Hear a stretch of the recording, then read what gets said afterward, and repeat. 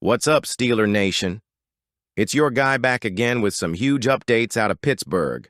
And let me tell you right now, the Steelers are doing everything they can to improve and build a team that's not just playoff ready, but ready to make noise in January.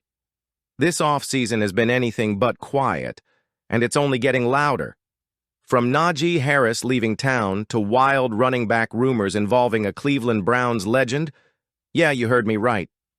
And of course, the never-ending Aaron Rodgers saga.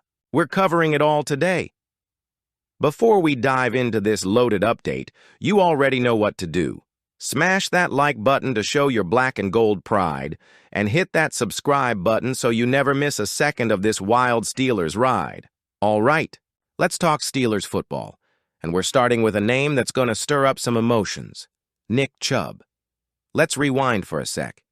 When the Steelers declined Najee Harris's fifth-year option before the 2024 season, a message was sent loud and clear.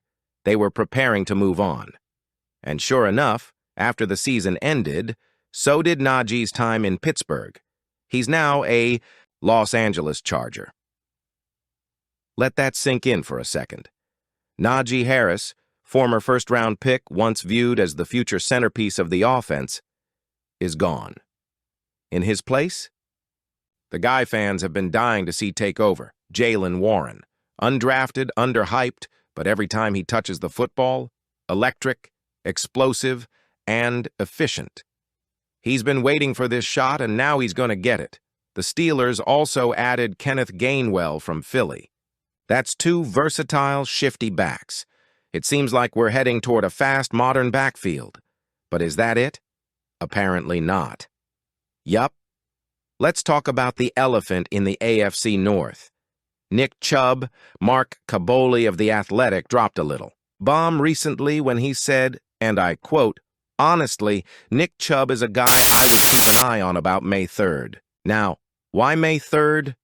It all comes down to compensatory picks. That's the deadline where teams can sign veterans without it impacting their compensatory draft pick formula. And guess what? Teams, including the Steelers, wait until right after that deadline to make strategic veteran moves.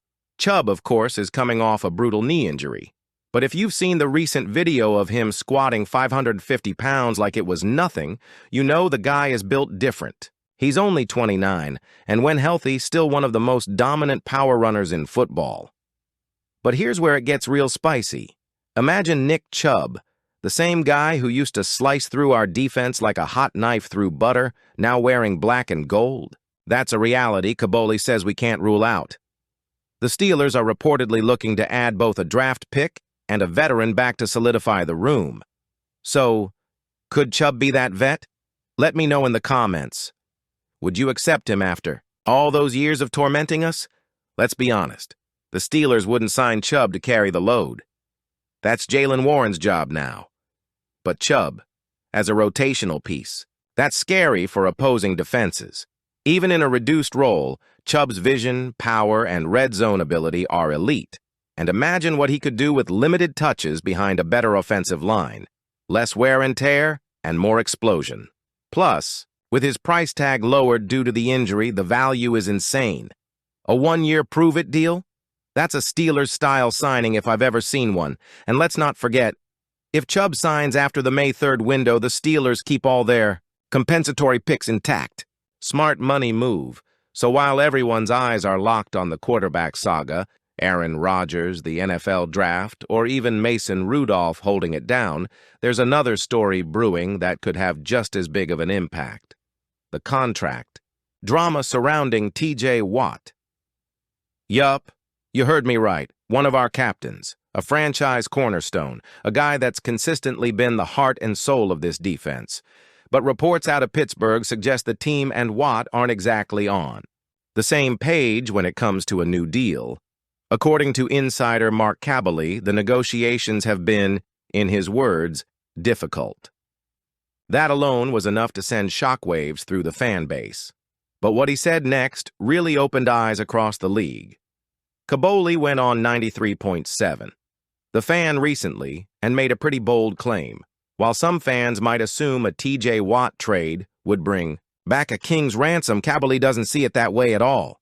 I just don't think there's a lot of market out there for somebody that wants a 31-year-old for $160 million, Kaberle said. Wait, what? You're telling me one of the best edge rushers in football who still plays at an elite level might only bring back a second-round pick? Yep. That's what Kaberle said. If you're thinking a 1, a 2, and a 3 next year or something like that, you're kidding yourself.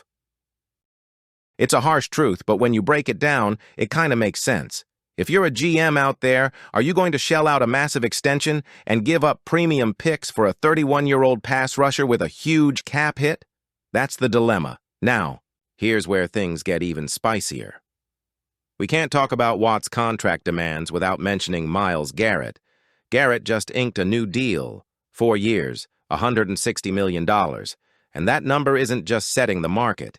It's completely changing it. Watt knows he's in that elite tier. He's outperformed Garrett in several categories, been Defensive Player of the Year, and is a leader in that locker room. So yeah, you better believe he's expecting something. Similar, maybe even more. But can the Steelers actually afford that? This is where the business side of football gets ugly. Let's look at the numbers. The Steelers just handed a massive $150 million contract to DK Metcalf to upgrade the wide receiver room. That's a big chunk of change. And let's not forget the Aaron Rodgers situation. If Pittsburgh lands Rodgers, his salary won't come cheap. We're talking north of $40 million per year, even if it's short-term. So how do you also give Watt another $160+ million? Something has to give, and right now it feels like TJ Watt could be the odd man out. Even though the team technically has cap space flexibility, the front office has to weigh where those dollars are best spent. Do you commit huge money to a pass rusher, or do you spread it out to build depth across the roster? Now let's play out the hypothetical. Say the Steelers pull the trigger and trade Watt. What could they realistically get in return? Based on Kaberle's take, maybe a second-round pick. Not ideal, but also not a total loss if you hit on that pick. And here's a little history reminder. Watt himself was a late first-round pick, number 30 overall in 2017. So it's entirely possible Pittsburgh could find another stud pass rusher. With that pick, or maybe even package picks to move up and grab someone they love in this year's draft. And don't forget, the Steelers currently hold the 21st pick this year. Pair that with a second-rounder from a potential Watt trade. That could open the door to landing not just one but 2 cornerstone players. Yes, it's a gamble, but it's one that might be necessary if contract talks continue to stall. Now, we can't ignore the big shadow looming over all Steelers decisions right now, and that's the QB question, Aaron Rodgers. Reithlisberger recently chimed in on his podcast and said something really interesting. He thinks Rodgers might be waiting for a team like the Saints to make a move after Derek Carr's injury. A wild card team entering late could change everything. But let's be real, this waiting game is hurting everyone. The Steelers skipped a huge pro day to meet with Rodgers for 6 hours. They've paused their draft planning. The fans are frustrated. The coaches are frustrated. Are we building around Mason Rudolph or Skylar Thompson? Are we drafting someone at 21 or are we rolling with Rodgers? Every signing, including someone like Nick Chubb, is impacted by that QB decision. So if Rodgers doesn't sign soon, Mike Tomlin might need to make the call himself. So let's recap. Najee Harris is gone. Jaylen Warren's time has finally arrived. Kenneth Gainwell is in the mix. And now, the possibility of adding Nick Chubb, one of our former biggest rivals, is officially on the table. Is it risky? Sure. But is the upside worth it? That's the big question. And meanwhile, the Aaron Rodgers drama continues. Ben Roethlisberger is throwing out theories, and the front office is stuck waiting. Will Rodgers commit, or will the Steelers be forced to pivot at the last minute? This is one of the most fascinating off-seasons we've seen in years. And it's only heating up from here. So now I want to hear from you. Would you want to see Nick Chubb wearing a Steelers jersey in 2025? Do you trust Jaylen Warren to carry the full load? And when do you think Rodgers will finally make his decision? Let's talk about it in the comments. I'm reading all of them. And hey, If you enjoyed this video and want more deep dive Steelers coverage, do me a favor and smash that like button. And if you haven't already, hit that subscribe so you're always in the loop. Thanks for riding with me, Steeler Nation. Stay tuned. Big things are coming.